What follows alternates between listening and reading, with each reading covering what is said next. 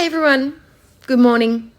It is a very humid where I am right now, so I'm sitting in the very icy cold lounge room, just hanging with the cat, watching Foodie Beauties. I'm doing my favourite. We're doing a weigh-in and then we're going to do word salad full of excuses. That's what we're doing today.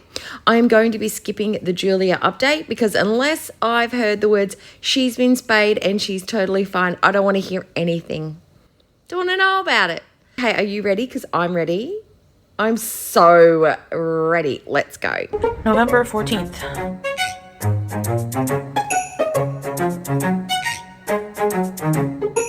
Hi guys, welcome back to another video. So today is weigh-in Thursday. Because, well, Wednesday... We've started off with filters on 75,000. Lip gloss, not the Punta or the Bitch lipstick. We've got neutral. I'm a school teacher. This is my non-aggressive lipstick. And we've put on extra big lashes. The nervous laughter was to be like, yeah, I didn't lose any weight. I'm on a diet. I've been on a diet for weeks and weeks and weeks. I've only lost 300 grams in the last, 6 weeks. But diet's going great.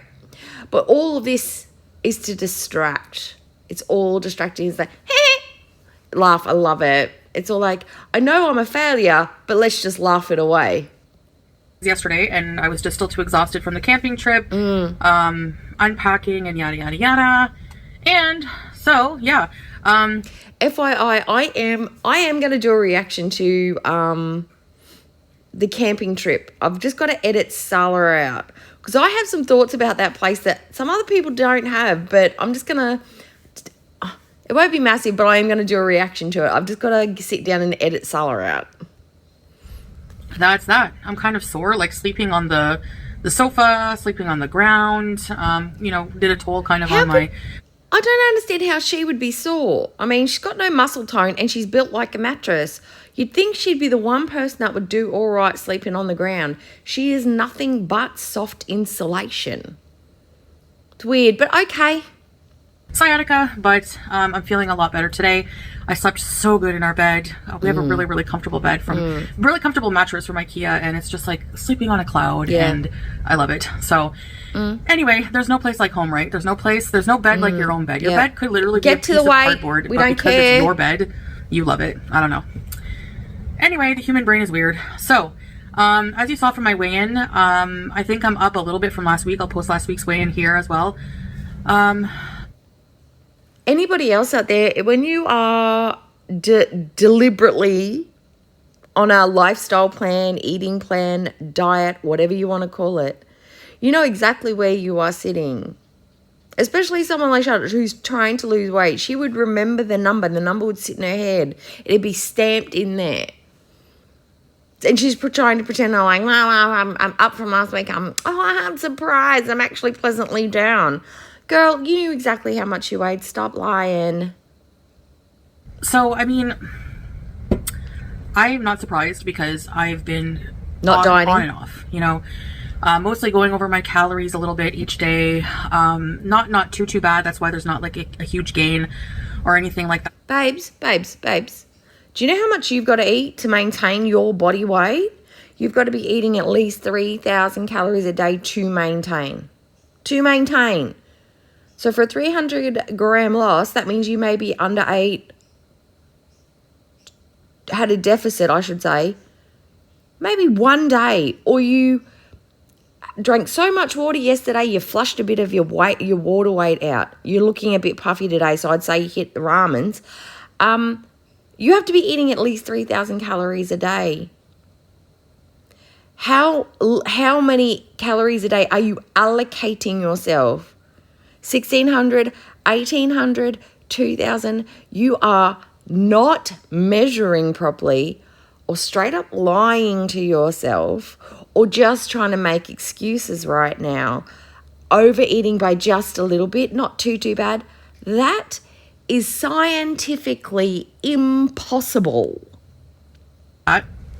Just been about the same. I've been doing kind of the same, so yeah, and I haven't been doing the treadmill. I haven't been. But Chantal, it is the cure. It's the cure for mental health problems. You said it the other day that getting up on the treadmill makes you feel so energized. It makes you feel so good. It gets all those happy chemicals in your body. Why are you not on that thing every day as a priority? It is the cure for mental health and your mental health problems, I should say. And you are rife. You are riddled with mental health issues. You would think it would be the perfect and only thing you'd be doing, if nothing else. If you can't do the food, you'd be at least doing the physical. It is the cure after all. Just really on track as much as I'd like to, but I'm going to keep doing this hamster wheel every week until... Babes, the metaphor, life is like a hamster wheel, is not a practice to take on as a methodology. It is something we try and avoid. It is just going around in circles, not getting anywhere. That's why they say, life is like a hamster wheel. You're moving, but nothing's happening. So for you to keep doing the thing that's not working is redundant and stupid. It doesn't make sense, but that's because you're stupid. But okay, keep doing your hamster wheel. Until it sticks. And what I'm really just focusing on, like I've said before, is just counting calories. And your hijab looks fucked. Stop touching it. I know I saw a comment, somebody saying, no offense, but what you're doing isn't working. I'm not saying it was me, but I did say that. It could have been anybody. It isn't working. You've been doing this since September, end of September. I think it was September 29th, she said. It is now November the 14th. So that is a month and a half, and she had a drop the first week, and then since then she's maintained or she's gained or she's not moved anything at all. And this is somebody who is logging their calories and adding incidental activity or some activity into their day. She's still sedentary, but she has changed her normal routine somewhat to try and actively lose weight. And nothing has changed in a month and a half. It's got to be like 6 to 7 weeks. It's not working. So why would you continue to do it if it's not working? Because she's not doing the plan. She is breaking the plan. And why? Because she can't follow through, because she doesn't have the discipline, the knowledge, the understanding, the coping skills to deal with life whilst trying to stick to something. She can't stick to it. That is because she doesn't have the coping skills. I've literally done everything short of surgery, and they haven't. It's not the method. That's not. You have not had consistent, long-term, and effective mental health care from the same doctor or a team of doctors who can really dig into your brain, medicate you properly, if that's what she chose to do with medication. I think she needs medication, but I'm not a doctor. I'm just a layperson. Medication, an eating plan, and accountability. These are the things that you have not tried.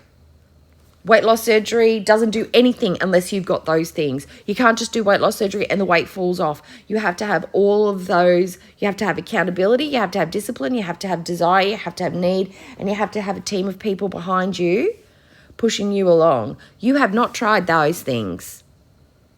You haven't tried everything. If you've tried everything, you'd lost weight. Working. It's just that I'm not sticking to it, basically. For me, I think the most realistic thing to start at in repairing my relationship with food, I'm not aiming for a crash diet.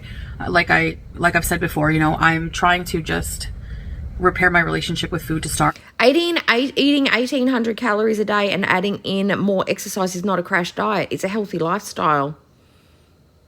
It's just being healthy. And you can't do that. We're not asking you to crash diet. Nobody wants you to crash diet, because why? Because you'll just put it all back on.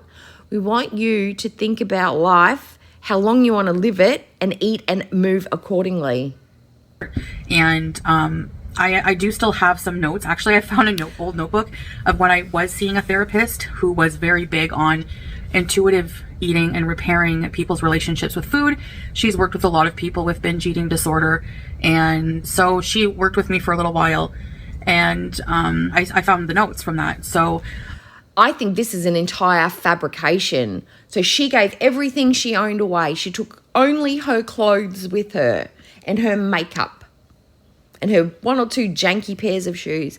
But she managed to make sure she packed up her very essential and very important notebook and diaries that just happened to hold her therapy notes from the 1 or 2 times that she went and saw a therapist. She managed to make sure she brought those very important notebooks with her when she literally gave everything else away. She hauled those heavy books over in her luggage to Kuwait, and she rifled through them and she found them and looked back through them. I think this is a lie, in my opinion. She doesn't care about this stuff. Why would she have brought them to Kuwait? And why hasn't she looked at these before? And she never really went to a therapist long enough to take fucking notes. You don't normally sit in a therapy office and take notes. They might give you a workbook if you're going through a program or something. But I've been to plenty of therapists and I've never sat down and made notes. I've done homework, but I've never taken notes. That's interesting. What did those notes say, Chantal? Basically, I looked them over, and what do they say? You know, and along the lines, it was along the lines of, you know, hi baby, we're gonna So get you've got to your make it up updates distraction soon. by the Yes, cat. we She's got to are. think of what Basically, they've the got to information was say. along the lines of, if you've read, you know, The binge Brain Over code? Binge, the binge Uh-huh. code. That Absolutely knew it. She's making this up as she goes along. Oh my God. kind of idea, and these are books from people who've had binge eating disorder and have overcome it somehow. So, and how they've overcome it, basically. And I need to like reread those books again. I've read them. You need to read them for the first time. I do not believe that you've read them at all. I think you've read one chapter that pertained to you, that you thought was the key, and then you left the rest. You know, a couple of times, and So you haven't. a lot of it just really resonated with how I feel, what I've gone through. So yeah, those are really good books to read. But Chantal, what if you don't have binge eating disorder? What if you don't have it? Maybe you're just a food addict. Maybe you have an addictive personality. Maybe that's it. Maybe there's something else. You don't know until you go to a doctor and they nail it down and say, yeah, this is what you've got. You have self-diagnosed yourself with this. These textbooks aren't going to help you. If you have binge eating disorder, that therapist with the intuitive eating one, I think, was the one that I clicked with the most. Yeah, she loves the idea of intuitive eating because it's basically saying just eat what you want, just go with your gut. But what if your gut is an idiot? What if your gut is working an upside down back to front compass, leading you in the completely wrong direction, straight to the pizza, straight to the hot dogs? You cannot trust your intuition to feed you. You need a day-to-day plan with the food prepped and already set out, and you have to just sit down and eat it and eat nothing else. That is the kind of plan you need. Intuitive eating is not for you. We went over a bit, like, starting, you know, you go over the history of your life, but in regards to your relationship with food and how maybe food noise developed over time, food anxieties, negative feelings about foods, and they just like never made me feel, you know, guilty, or I don't know, they just made me feel really like safe to talk about. I didn't get the feeling of accountability from this. It made me feel like all of the foods in the whole wide world were still open to me in whatever quantities I wanted, because my intuition is telling me this is what your body needs now. Later, let's not worry about later, but this is what we're going to do now. I'm going to trust my unwired, rewired, fucked up brain to tell me what to eat and when, because it has a history of making great decisions. So I'm going to trust a faulty mechanism to help me get healthy and lose weight, because it doesn't make me feel bad about what I'm eating. Those things in a way, but yeah, it was those sessions were good. But then again, no matter what therapy you do, you can figure out why you have this problem. No, that is not true. Someone like you cannot figure it out on their own. If those sessions were good, why didn't you keep going? You said you don't like therapy. You've never liked therapy. Therapy sucks. So if this was such a good therapist and the sessions were good, why didn't you keep going? I don't understand why you would just stop doing something that's good. Is it like the treadmill? You say that it was good but you don't do it again because you just don't want to. You don't like it. It was interrupting whatever amazing thing that you were doing throughout the day, even though it was imperative to your lifestyle and your health and all that good stuff. But you stopped doing the thing that was good that could help you. Why? Why would you do that? You don't put down a good a forkful of food if the meal's good. You keep going. You power through to the end. We need that kind of attitude when it comes to therapy, Chantal. Think of it as a brick of pasta. Don't stop till you get to the end.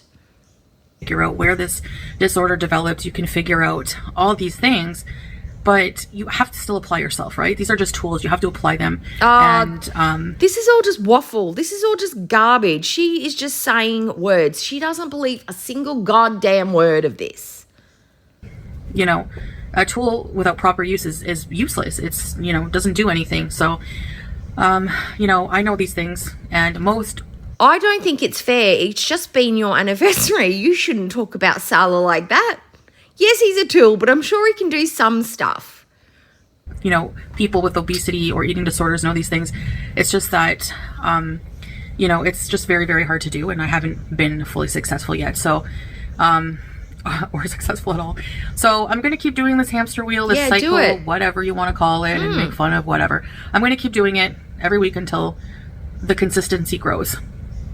So that's the approach I'm taking. Everyone has a different approach to, you know, how they want to lose weight, But everyone may have a different approach, but some people succeed and then the rest just fail over and over and over again. You're in the second group. So why don't you want to be in the first group? Why don't you want to try something that's going to give you a little bit of discomfort till it doesn't, and then you'll have the results that you're looking for? Like, why don't you want to be successful? It's like she doesn't want to do it. For some reason, she doesn't think it's important enough to do it. Because somebody who is desperate for change, desperate for help, desperate for longevity would make the choice to be like, no, I do not want to end my time on this earth too soon. I'm going to change. It's not important enough to her. That's why she can't do it. She can't cope. She doesn't know what she's doing. She doesn't have a good enough education around the subject. She's defiant and repulsed by therapy because you'd have to dig down into the dirt that is her mind and soul, and she definitely doesn't want anybody digging around in there, and probably the narcissism, and she wants to always be able to eat whatever she wants in large calorific quantities. She doesn't want to get rid of those habits. She likes them. They help her survive. She doesn't want to shed that skin. She loves the skin that she's in. A different problem. Not every overweight person has a binge eating disorder. No, so they need don't. to, you know, tackle their problem with weight from a different angle. It makes sense, you know. Like I always say, that's what I mean when I say there's not one size. But the answer to weight loss is calorie deficit, and however means you get to that works with your problem. That, or whatever is in your way, whatever your obstacle is, you get around it by finding the thing that gets you into a calorie deficit. A sustainable calorie deficit. And then you have to work on a maintenance diet. Oh my God, she's looking at this so short term, like she doesn't even get it. She just doesn't get it. It's all. And yeah, so that's the update with my weight. Pretty much the same old shit. Different week. So I will continue to update you guys weekly, though. Oh, thanks. A lot for accountability so as well. So just to stay, stay transparent about it and everything. So yeah. So on to Julia. No, I'm done. If you want to see the Julia content, by all means, there are other reactors out there who will be covering that. I don't like Salah, and I don't like talking about the cat. Salah, because he grosses me out to the max, like literally makes my gag reflex inflame. Like I can't handle it. Blech. The Julia thing makes me so angry. Her negligence and her stupid, smug, arrogant, idiotic self talking about, you can give birds small bones because cats are small and birds are small. They eat them in the wild, so it's totally okay. Go Google it. Girl, you've been a cat owner for how long? Every idiot under the sun knows you don't give cats small bones, especially cooked ones, because they splinter and they shard and they can get stuck in their throat and they can puncture their stomach lining. Every fucking fool knows this. Why don't you? Because you didn't Google it. And you're an idiot when it comes to your cat. You don't know anything about looking after a cat. That's all I have to say on that. I hope Julia's okay. I hope she's been spayed. But if she hasn't and there's just more excuses, I don't want to know. If you have anything you'd like to say about this, what do you think Chantal should be doing? Are you finding it? I'm not frustrated, but I'm annoyed with her that she's... anyway, just annoyed. Let me know what you think about this. Leave me a comment. Hit the like. If you haven't subscribed already, please do. And I'll see you in the very next video. Bye.